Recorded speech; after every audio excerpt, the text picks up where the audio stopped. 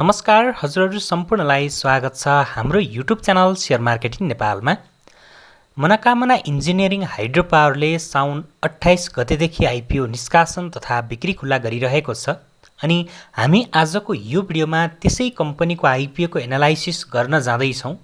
त्यस कम्पनीको आइपिओमा हामीले आवेदन दिने कि नदिने, यदि आवेदन दिने भए कति किताको लागि आवेदन दिँदा उपयुक्त हुन्छ, कम्पनीको वित्तीय अवस्था कस्तो रहेको छ र हामीले त्यस कम्पनीको आइपिओमा लगानी गरेर त्यस कम्पनीबाट कतिसम्मको लाभांश प्राप्त गर्न सकिन्छ, त्यस कम्पनीको आइपिओबाट हामीलाई कतिसम्मको मुनाफा प्राप्त हुनेछ, यो सबै विषयको बारेमा चर्चा गर्नेछौँ।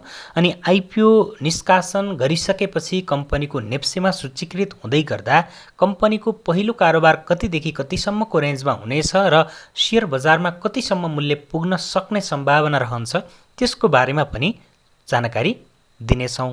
त्यस कारणले गर्दा भिडियो एकदमै महत्त्वपूर्ण रहेको छ।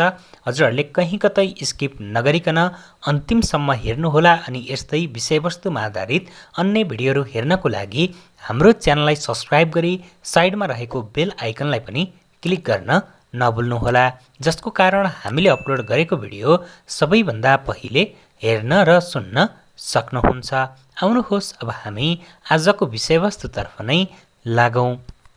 यस मनोकामना इन्जिनियरिङ हाइड्रो पावरले 22,76,620 किता सेयर निष्कासन गर्न लागेको हो, जसमा कम्पनीले आयोजना प्रभावित स्थानीय बासिन्दाहरूका लागि निष्कासन गरिएको सेयरमा पूर्ण आवेदन नपरेका कारण बाँकी रहेको 6,16,620 किता सेयर पनि समावेश गरिएको छ।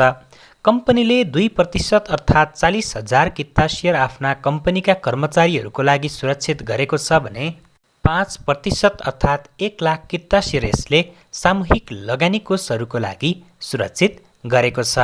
कम्पनीको सेयर निष्कासन तथा बिक्री प्रबन्धकमा हामीले बिओके क्यापिटल मार्केट लिमिटेडलाई देख्न सकिन्छ। कम्पनीले आइपिओ निष्कासन गर्नको लागि गराएको रेटिङमा केयर रेटिङ नेपालले कम्पनीको आइपिओलाई care NP double B issuer rating प्रदान गरेको छ। अनि यसले कम्पनीको दायित्व वहन गर्ने क्षमतामा औसत जोखिम रहेको सङ्केत गर्ने गर्दछ। यस कम्पनीले साउनको 28 गतेदेखि साउनको 31 गतेसम्म आइपिओ निष्कासन तथा बिक्री खुल्ला गर्न गइरहेको छ। यदि साउन 31 गतेसम्म सबै किता सेयर बिक्री नभएको अवस्थामा कम्पनीको आइपिओको निष्कासन बन्द भदौ 10 गतेसम्म लम्बिनेछ। कम्पनीले थोरै किता अर्थात् 22,76,620 किता मात्रै जनरल पब्लिकहरूको लागि निष्कासन गर्न लागेको हुँदा कम्पनीको थोरै किता हो भनेपछि आइपिओको डेट थपिएर भदौको 10 गतेसम्म पुग्ने सम्भावना छैन। त्यस कारणले गर्दा साउनको 31 गतेसम्म चाहिँ हामीले यस कम्पनीको आइपिओमा आवेदन दिनुपर्नेछ। र अब हामी लागौँ कम्पनीको वित्तीय अवस्थातर्फ। कम्पनीको वित्तीय अवस्था हेरिसकेपछि यस कम्पनीको आइपिओमा आवेदन दिने कि नदिने, अनि कम्पनीको लाभांश आगामी दिनहरूमा हामीले कस्तो किसिमको अपेक्षा राख्न सकिन्छ, अनि कति किताको लागि आवेदन दिने लगायतका विषयको बारेमा चर्चा गर्नेछौँ। कम्पनीको आइपिओ निष्कासनपछि चुक्ता पुँजी हामीले 80 करोड रुपियाँ पुगेको देख्न सक्नेछौँ र अहिले कम्पनीको चुक्ता पुँजी 52 करोड रुपियाँ रहेको छ। कम्पनीको विद्युत बिक्री उत्पादन 2077 कार्तिकदेखि नै सुरु भइसकेको छ। कम्पनी अहिलेसम्म हेर्ने हो भने घाटामा नै देखिएको छ। कम्पनीको सञ्चित नाफा माइनसमा रहेको छ भन्नुको मतलब कम्पनी अहिलेसम्म अब लगानीकर्ताहरूलाई डिभिडेन्ड वितरण गर्न सक्ने क्षमतामा रहेको छैन भनेर पनि हामीले बुझ्न सकिन्छ। कम्पनीको प्रति सेयर नेटवर्थ नै हामीले हेर्छौँ भने 76-77मा 100 भएको थियो भने 77-78मा 77 रहेको थियो, 78-79मा 74 रहेको थियो भने 79 को अपरिष्कृत वित्तीय विवरण अनुसार हामीले 69 देख्न सकिन्छ। अनि 79-80मा 81 रहनेछ भने 80-81मा 83 अनि 81-82मा चाहिँ 87 पुग्ने भनेर कम्पनीले प्रक्षेपण गरेको छ। कम्पनीको प्रति सेयर आम्दानी हेर्छौँ भने 77-78मा -23 रहेको थियो, 78-79मा 8.37 माइनसमा रहेको थियो भने अपरिष्कृत वित्तीय विवरण अनुसार हामीले 2078-79 को रिपोर्ट अनुसार हेर्ने हो भने 5.71 माइनसमा हुने भनेर प्रक्षेपण गरेको छ। अनि 79-80मा चाहिँ यसको क्वार्टर सकिने बेलासम्म अथवा यो क्वार्टर 4 को रिपोर्ट आउने बेलासम्म हामीले 2.76 माइनसमा देख्न सकिनेछौँ, जुन प्रक्षेपित डाटा हो। अनि 80-81मा 2.80 र 81-82 मा चाहिँ 3.45 चाहिँ अर्निङ पर सेयर हुने भनेर चाहिँ कम्पनीले प्रक्षेपण गरेको छ। अब यो कम्पनीले प्रक्षेपण गरे अनुसार चाहिँ पुग्न पनि सक्छ, नपुग्न पनि सक्छ र यसलाई हेरेर हामी त्यति धेरै खुसी भइहाल्नुपर्ने अवस्था हुने छैन। तर कम्पनीको हामीले हेर्नुपर्ने महत्त्वपूर्ण कुरा भनेको चाहिँ वास्तविकतर्फको है त। तर वास्तविकतर्फको डाटामा हेर्ने हो भने कम्पनी फन्डामेन्टल्ली एकदमै विक नै रहेको देख्न सकिनेछ। कम्पनीको आयोजना सम्बन्धी हामीले केही सामान्य अपडेट लिउँ। कम्पनीको जलविद्युत आयोजना दोलखा जिल्लाको गौरीशङ्कर गाउँपालिकामा रहेको छ।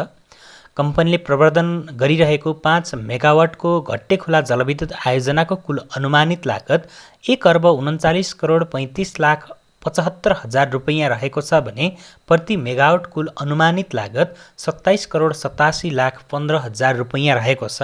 प्रति मेगावाट लागत अलिकति बेसी नै रहेको हामीले देख्न सकिन्छ, किनकि अब प्रति मेगावाट कुल अनुमानित लागत कमसेकम पनि हामीले 20 करोड आसपासको भएको भए अलिकति ठिकठाक नै मान्न सकिन्थ्यो। हाम्रै स्टक मार्केटमा सूचीकृत भएका केही हाइड्रो पावरको हामीले 15-16 अथवा 14 सम्मको पनि प्रति मेगावाट लागत खर्च रहेको देखिरहेका छौँ भनेपछि यो अलिकति महँगो साबित चाहिँ भएको छ।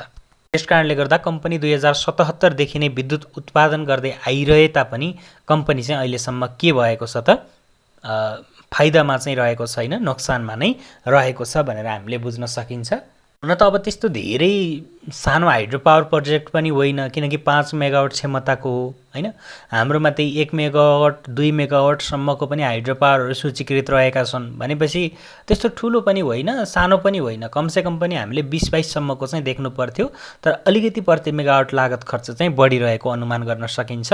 आयोजनाको साधारण लगानी फिर्ता हुने अवधि 11.58 वर्ष रहेको छ भने डिस्काउन्टमा लगानी फिर्ता हुने अवधि 27.78 वर्ष रहेको छ। अनि आयोजनाको विद्युत उत्पादन अनुमति 27 वर्ष 1 महिना बाँकी रहेको छ।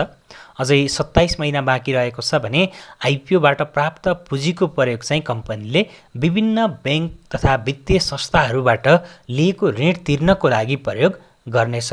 कम्पनीले लिएको ऋण तपाईहरूले चाहिँ भिडियोको टेबलमा देख्न सक्नुहुन्छ, जसमा ग्लोबल आइएमएफ बैंकबाट पनि लिएको छ, साबिकको बैंक अफ काठमाडौँ लिमिटेडबाट लिएको थियो, अनि कुमारी बैंक लिमिटेड साबिकको Nepal credit and commerce bank लिमिटेडबाट लिएको थियो, अनि प्रभु बैंक र मुक्तिनाथ विकास बैंकबाट चाहिँ यो कम्पनीले ऋण लिएको थियो र जुन कुरा चाहिँ तपाईहरूले तालिकामा देख्न सक्नुहुन्छ। र अब अर्को कुरा भनेको चाहिँ कम्पनीको आइपिओको सूचीकरण रेन्ज अर्थात् ओपनिङ रेन्ज कम्पनीको कतिदेखि कतिसम्मको बिचमा रहनेछ त भन्ने पनि धेरैजना साथीहरूको प्रश्न रहन सक्छ।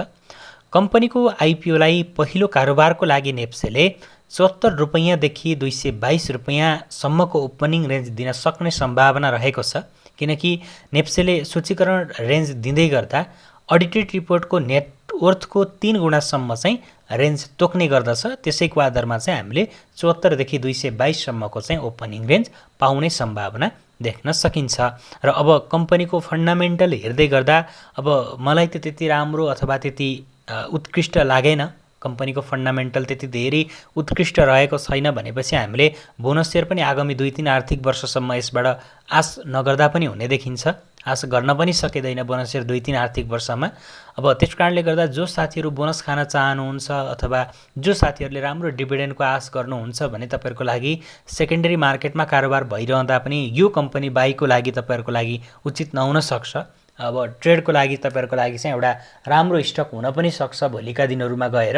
र अब यो स्टकमा हामीले आवेदन दिने कि नदिने त अब अहिले हेर्ने हो भने सबै हाइड्रो पावर कम्पनीहरूमा हामीले ठिकठाकै रिटर्न चाहिँ आइपिओ मार्फत पाइरहेका छौँ, किनकि 100 रुपियाँमा हामीले खरिद गरेको सेयरलाई 200 अथवा 300 सम्मको रेन्जमा कतिपय अलिकति लो क्यापवाला हाइड्रो पावर कम्पनीको हामीले 700-800 सम्म पनि बिक्री गर्ने अवसर पाइरहेका छौँ अहिले पनि। भनेपछि अब यो कम्पनीको आइपिओ पनि हामीले भर्नुपर्छ।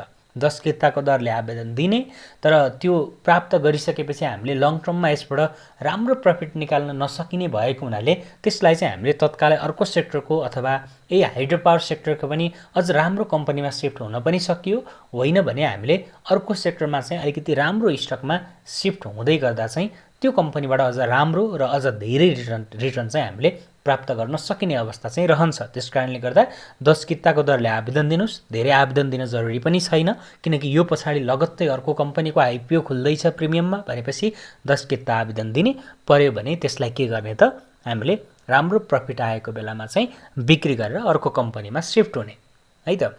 त्यो तरिकाले चाहिँ तपाईहरुले लगानी गर्न सक्नुहुन्छ। र अब आजको लागि चाहिँ यो कम्पनीको आइपिओसँग सम्बन्धित भिडियो यति नै रहेको छ। तपाईहरुलाई कस्तो लाग्यो? यदि भिडियो मन परेको छ भने हाम्रो च्यानललाई सब्स्क्राइब गर्नुभएको छैन भने सबैभन्दा पहिले च्यानललाई सब्स्क्राइब गर्नुहोस्। च्यानललाई सब्स्क्राइब गरेर पनि साइडमा रहेको बेल आइकनलाई क्लिक नगरेका साथीहरूले बेल आइकनलाई क्लिक गर्नुहोस्। र यो सबै गरेका साथीहरूले चाहिँ जाँदा जाँदै भिडियो मन परेको छ भने एक लाइक पनि गरेर जानुहोला।